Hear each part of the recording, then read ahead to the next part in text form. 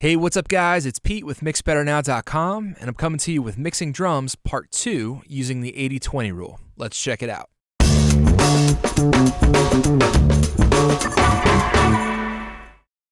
All right, so we're continuing here mixing the limit from Matt MacKelcan. In part 1 of Mixing Drums, we focused on the drum bus.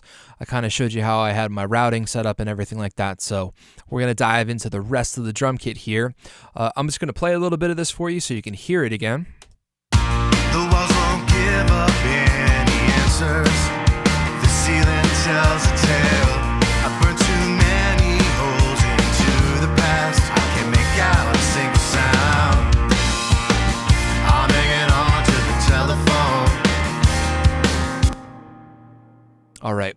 So as I said in the first video, my drum bus is right here. All my buses are in white.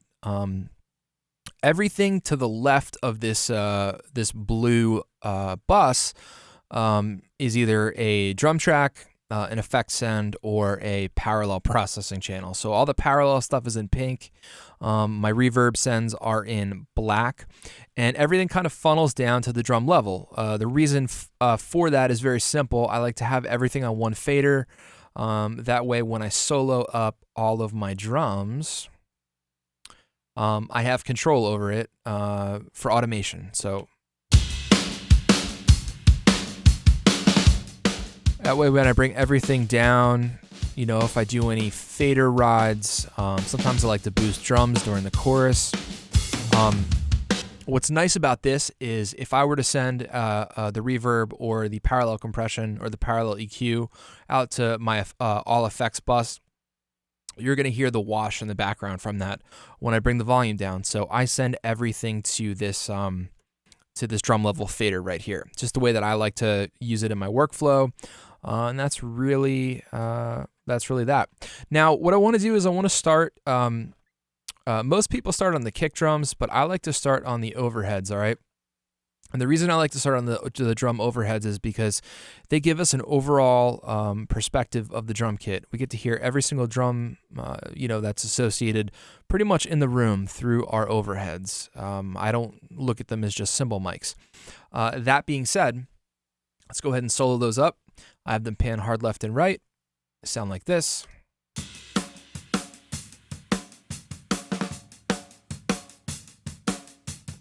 So as you can see, I have no plugins on the channels. Everything that's in the virtual mix rack is only the VCC from Slate, the Virtual Console Collection. That's all I'm using it for. So what I'm doing is sending these group of tracks right here. These are all coming to what I call an overhead room bus. Okay. Now the only thing that I'm doing on here is I'm notching out a little bit of EQ. And I'll show you why. There's kind of an unpleasant resonance in the mic bleed in the snare drum. I'll boost this so you can hear it.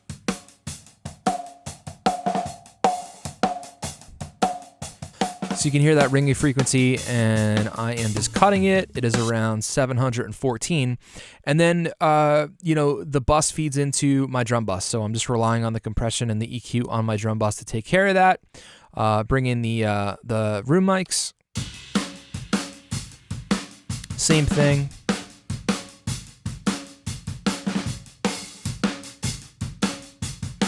So, the only processing really just that one little EQ notch on the bus, and then on the drum bus, I am using the tone from all of those things to handle that.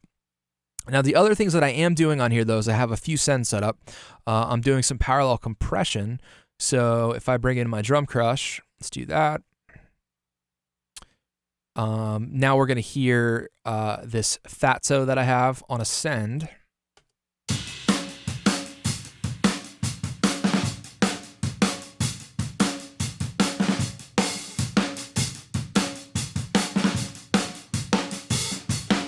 Okay, so what I'm doing there is I am just sending a bit of the signal from my overheads and my room mics to this drum crush right here. I have this fatso set up, and I have it set up typically the way that I will do any parallel compression with this particular compressor. I have it on the spank mode, which is the highest ratio possible, as well as the bus and the general purpose setting. It's kind of like an all buttons in mode. Using a bit of the warmth function here and a little bit of the high pass side filter, also known as the side chain, set to 60 hertz, 10 millisecond attack, and the fastest release, which is I think it's 0.05 seconds.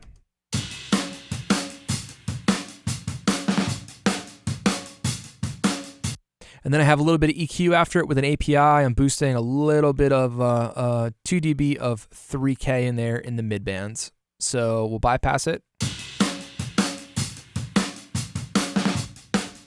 Off.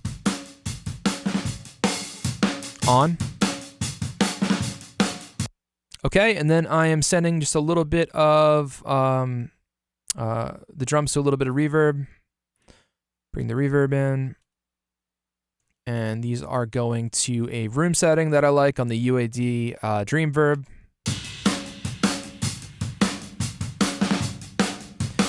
I'm sorry, it's a hall. Okay, it's very subtle. I just want to give it a little bit of height and depth. So that's what we're doing there. Let's go ahead and take a look at the kicks. So usually after I balance my overheads and my rooms, then I will bring up the kicks. So I usually go overhead, room, kick, snare, and then my toms, and then that's how I kind of achieve my overall balance, all right? So what I'm going to do is I'll play it with the effects in, and then I'll bring them out, and I'll show you what I did to the kicks.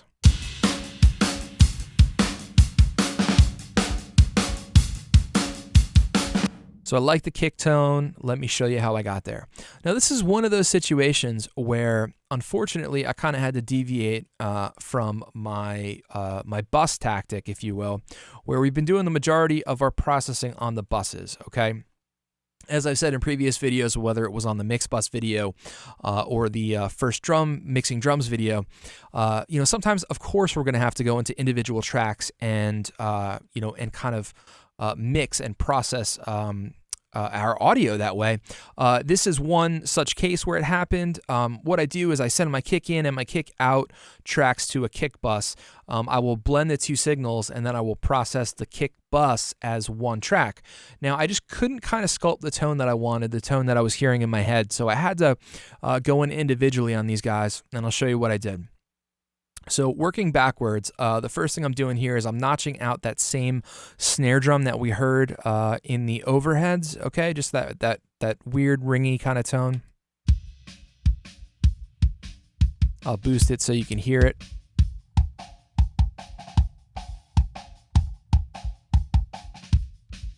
So that way it kind of makes the snare sound more natural. Now, on the kick in, I wanted to add some more attack to the beater head. Here's the kick in. Okay, so the first thing that I did was I just kind of did a little bit of high pass here to tighten up the bottom. I will always high pass my kick drums, just to, it really tightens them up because there's just not much that you can hear, below 20 hertz. And taking a little 240 out and a little bit of 460 out, getting rid of some of the boxiness.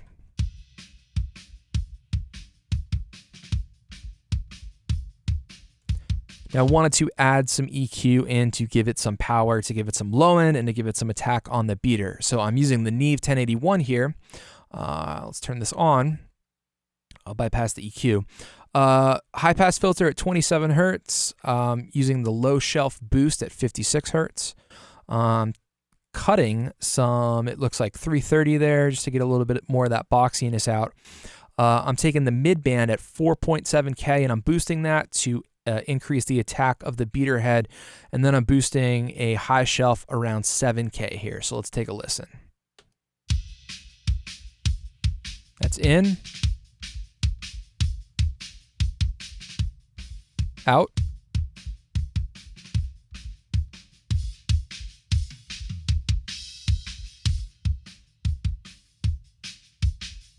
Right, so we just get a little bit of that attack back, and we are kind of fattening the drum up a bit. After that, I have a DBX 160 compressor on here. I love DBX 160s on kick and snare. I have the compression ratio set 3:1, and all I really want to do on here is I just want to see the needle moving. So, you know, we're doing like 1 to 2 dB of compression on there. Okay, that is the kick in. Let's check out the kick out. Here it is soloed. Pretty bad, doesn't sound great.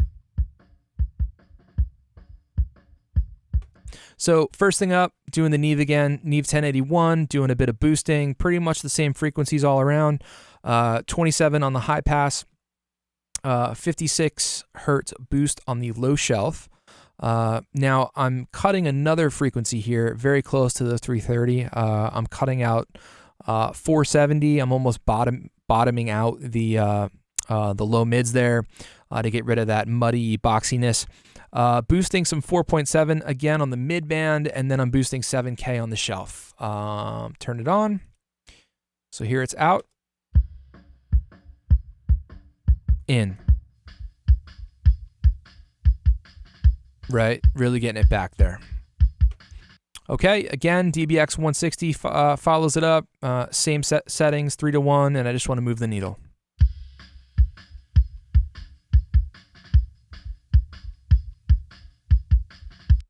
Let me go ahead and bring the kick in now so you can hear both of them together.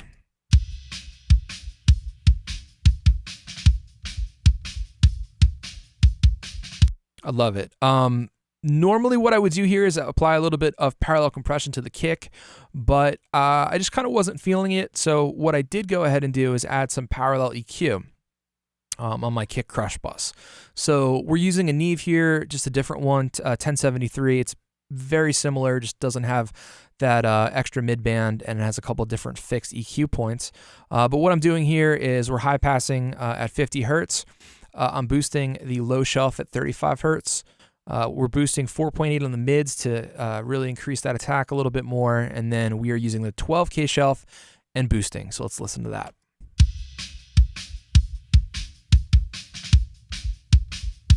Right, sounds pretty good. If we bring in the stuff we already checked out, which is the overheads in the rooms.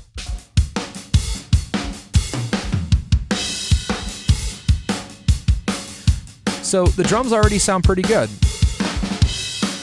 And that's without having the snares in, that's without having the toms in. We're doing these broad stroke moves to try and affect as many things as possible as we can, when we mix, really make these moves count. Next thing I want to do is bring in the snares, show you what I did there. So here's the snares together.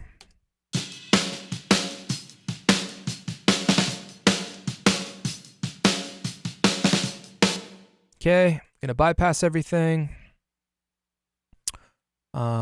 So here's everything out.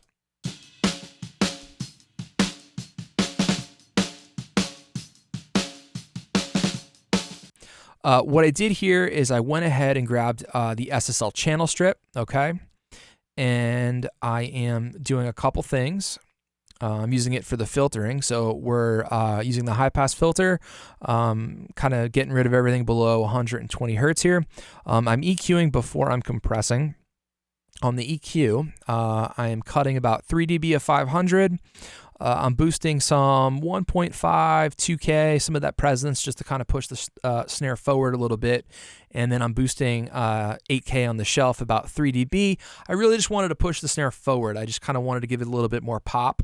On the compressor, about 2.5, 3 to 1 on the ratio, about 100 millisecond release, okay? And I'm just taking off about 3 dB on the hits, okay? Because what happens is I send my snare bus goes to the drum bus, so we're kind of doing compression twice. So it compresses on the snare bus, and then it also compresses on the drum bus. So let's go ahead and listen to this.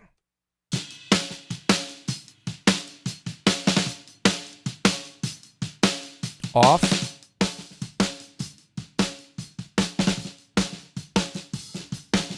On. Yeah, definitely much better. Like the way that sounds. After the channel strip, the next thing that I'm doing is I'm doing two more things. I'm doing some parallel compression here. So we're sending this over to a black face 1176 from UAD. 12 to 1 ratio, sort of a slower attack for an 1176. Fastest release possible. And, I'm doing anywhere from 1 to 7 dB of compression here, okay? Let's engage our sends.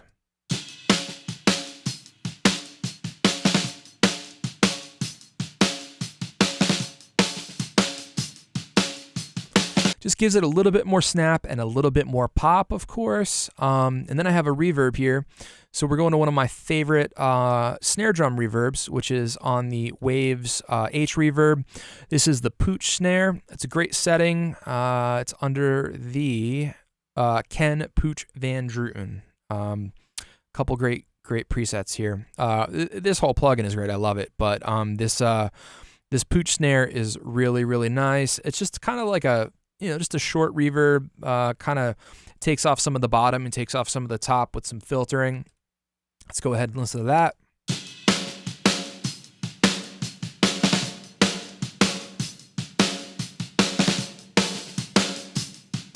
Okay, let's bring in the rest of the stuff we've done so far. Kicks.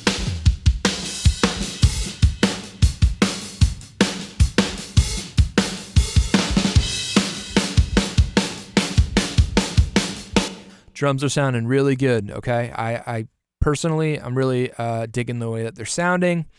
Last up, I want to check out what I did to the toms. I want to show you guys the toms. Now, this is a little bit interesting here because if we go ahead and take a look at the arrange window, the toms are a big feature in the chorus. So we'll head over to the chorus and play those. I'm going to solo up all the drums, and I want you to listen to these.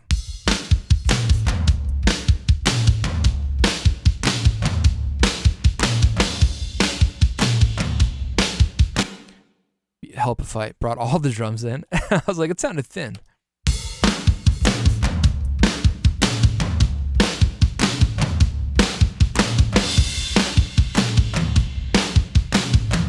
Okay, so let me show you what happened with tracking here is that we have 6 tom tracks. Now, the initial toms were played with the performance of the drum kit. So we have a rack tom and we have a floor tom. So I just want to kind of look at those first and analyze those. Now, the rack tom distorts a little bit. I don't know what happened when they tracked. Possibly the microphone might have been too close to the tom, which could have led to a number of things. It could have been overdriving the microphone.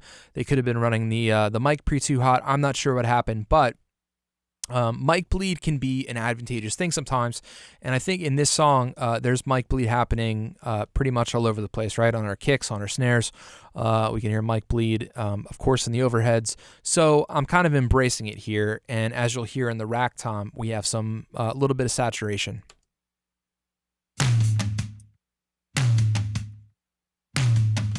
And bypassing everything, it's not going to change that. You're still going to hear it. Let me take the reverb off.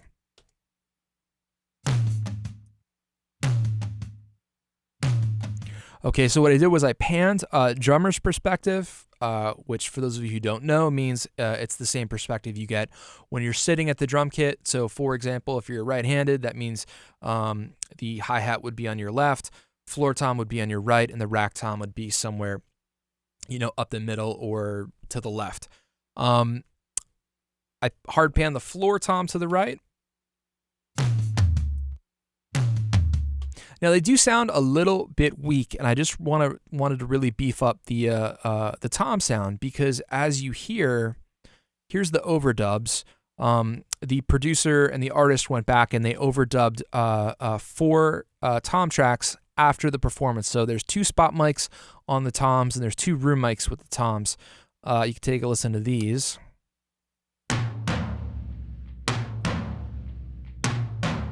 So with the drum kit performance and the rack tom and the floor tom.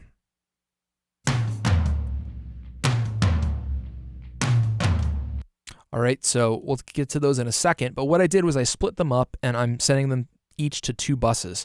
So for the performance toms, I'm sending those to this bus called toms. And then for the overdub toms, I'm sending them to another bus called toms 2. I'll explain that after this. So what we're doing here is we're using Isotope Alloy, which is an awesome channel strip. You get a lot of features in this guy. It's kind of like one of the reasons I like using channel strips in general is that you have most of the time you have an EQ, a compressor, a gate, some type of maybe some saturation. So in here we have a couple cool things, and I'll show you why I used it. This has a multi-band transient designer, which is excellent. If we go and bypass this, now in, you can hear that it's really enhancing the toms in a pleasing way. So the first thing I did in the chain here was doing a little bit of EQ, doing some high passing, getting everything, don't need anything below 40 really, just tightens it up a bit. Cutting close to 500 here, so it's a little 492, taking out some of the boxiness again. And then I'm adding some EQ up top. So we're boosting some 2K to get some of the presence back, and then I'm using a Baxendale curve to boost some of the trebles and some of the, some of our high end, starting around 3K, and I'm doing about an 11 dB boost, which is pretty aggressive. Next up, I'm using the multi-band transient designer. Now I wanted to add a little bit more attack to the toms, and I wanted to add a little bit more sustain because the overdub toms are sustaining. So I wanted to make sure that the performance toms were sustaining also, so that they kind of blended together to sculpt the sound of the toms of the drum kit. So what's nice about the multi-band on the Alloy is you can essentially break it up into 3 different bands, and you could treat them differently. So all across the board here, I'm just adding a bit more attack and adding a little bit of sustain. Not too much to the low end, but to the mids and to the highs. Out. In. And that just adds a little bit of sweetness to it. Next up, I'm using the harmonic exciter, and I have it set all the way to the tape setting. Just kind of give it a little bit of saturation. One cool feature this has is a width knob, so you can actually expand or exaggerate the stereo image. And the reason that I'm doing that is I wanted to pan the toms a little bit farther out. I just kind of wanted to get them a little bit more natural sounding. And by increasing the width 26%, I was able to do that. So I'll bypass this. In.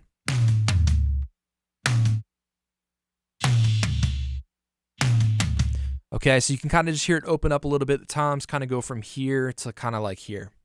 And then we're just doing a little bit of compression to contain the tom hits. First up, I have a more aggressive compressor, 3-to-1, 5 millisecond attack, 130 millisecond release, and this is on the digital setting. About 4 dB off on the peaks. Following it up in series with a much more gentle compressor, it is on the vintage mode. I have a soft knee set up here. It's set to 2-to-1 and a 10 millisecond attack and a 100 millisecond release. I always make sure that the higher ratio compressor is always set up first, and second would be the compressor that's either more gentle or has the lower ratio. I just like the way that sounds. So the first one, we're kind of knocking off the peaks with that, and the second one, we're smoothing the tom hits. So what I'll do is I'll bypass this in and out again.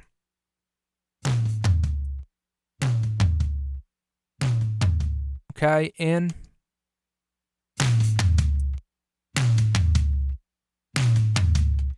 And this is great because, like I said, we did all of this just from the bus. So we didn't have to go in and individually tweak one tom and then the other. We're saving time. We're doing less mix moves in one plugin, and I love the way it sounds. So the other thing I did here is got a little bit of tom reverb. This is across the board. All the toms are sharing the same reverb. We're using the H reverb again, but we are sending it to a large tiled room. Has a pretty long reverb time.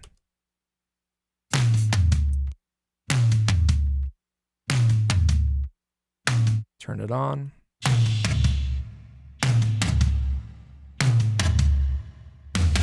Now it sounds like a lot, but if you hear it in the context of the mix, Take my heart to the limit. It'll keep me coming back for more. But then you tell Of course, that extremity of the reverb goes away. The rest of the song will kind of mask the intensity of it. So moving on to the last bit of drums here, which are the overdub toms. So let's solo these guys up. I'm going to take the reverb off, and we'll bypass the inserts. So here they are dry.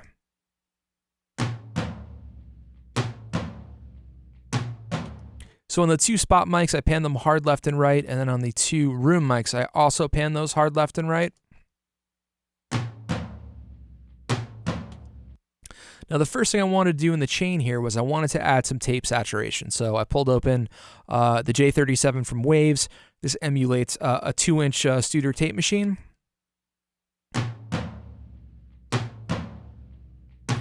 Drove the input a little bit here. Next up, we're doing a little bit of EQing, okay? This is the Axis EQ from Sli-Fi and the guys at UBK. This emulates kind of like an API 550A, but what's great about this is we have an extra midband. So unlike the 550A, we have another band where we can EQ. I'm boosting a little bit of 50 on the bottom. I'm cutting a little 600. Boosting some 1.5K, and then we're boosting some 15K, a little bit of air up top, all right? Let's put that in. Just cleans up the toms a bit. Next up, we're doing some compression with one of my favorite toms compressors. This is like a secret weapon for me. This is the Acme Opticom XLA3 from Brainworks. This thing sounds fantastic. It's a tube optical compressor, so what it does is when you push into it, you're going to get a little bit of grit and a little bit of breakup in addition to your compression. So I have it on the fast attack and release times, and we are knocking off a few dB of compression. Let's go ahead and listen to that. This adds some sustain as well. Off. On. Pretty big difference. Really like what that does. And then just to finish it up, I have another transient designer. We're using the DS10 from XLN Audio. I'm adding some attack, but I'm taking away some of that sustain that the compressor induced. They are already kind of ringy and sustaining toms, so I just wanted to pull it back a little bit.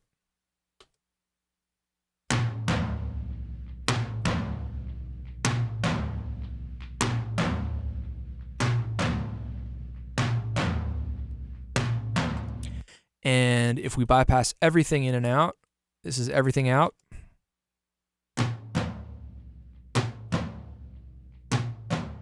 Everything in.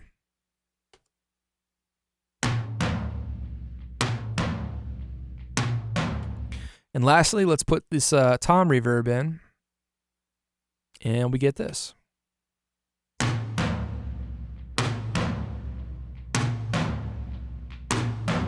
Okay, so we're going to bring all the drums in now and listen to it one more time.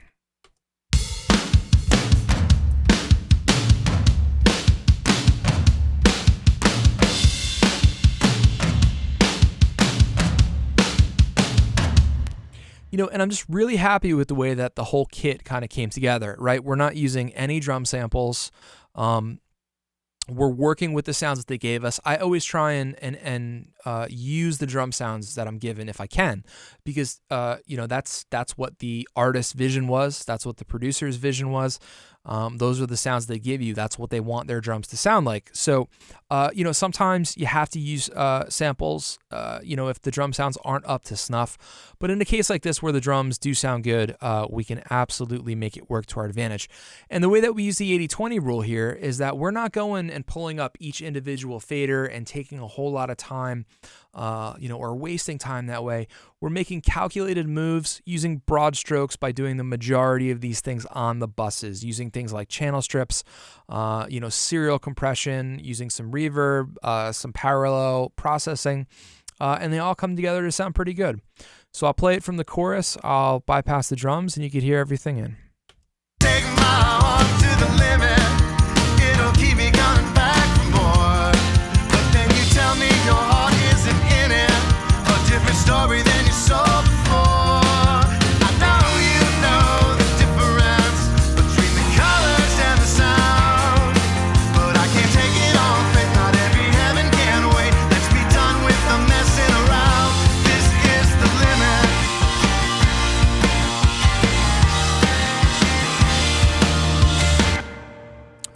All right, so there you have it. That is mixing drums part 2 using the 80-20 rule. In the next video, I want to dive into checking out the bass tracks. We're going to talk about mixing some bass. All right. As always, I appreciate you guys watching very much. I will catch you next time, and I hope you have a great day.